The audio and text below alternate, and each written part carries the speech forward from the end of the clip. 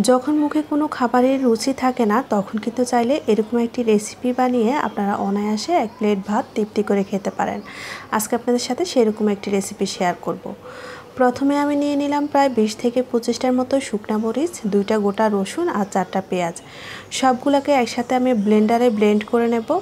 আর এখানে রান্নার জন্য নিয়ে নিচ্ছি 4 টেবিল চামচ পরিমাণ সয়াবিন তেল আর দিয়ে দিচ্ছি 1/3 কাপ পরিমাণ পেঁয়াজ কুচি। এখন পেঁয়াজটাকে কিছুটা নরম করে ভেজে নেব।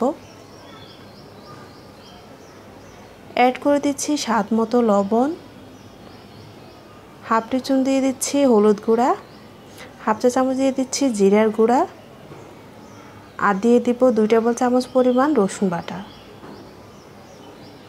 এখন মশলাটাকে ভালোভাবে মিশিয়ে নিয়ে যে রসুন মরিচটাকে আমরা ব্লেন্ডারে ব্লেন্ড করে রেখেছিলাম সেটা দিয়ে দিচ্ছি।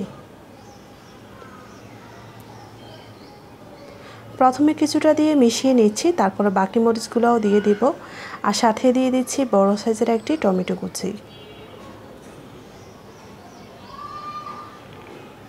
কিছুক্ষণ কষানোর পরে অ্যাড করে দিলাম 1 বাটি পরিমাণের রুই মাছ। যদিও মাছ দেওয়ার এই অংশটুকু ভিডিও খুঁজে পাচ্ছি না, তো দেওয়ার পরে আমি এটাকে ঢাকা দিয়ে প্রায় 25 মিনিটের মতো এভাবে লো হিটে রান্না করে নিয়েছি।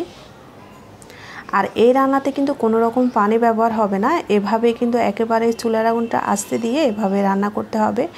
নামানোর আগে আমি কিছুটা ধনেপাতাও দিয়ে দিয়েছিলাম।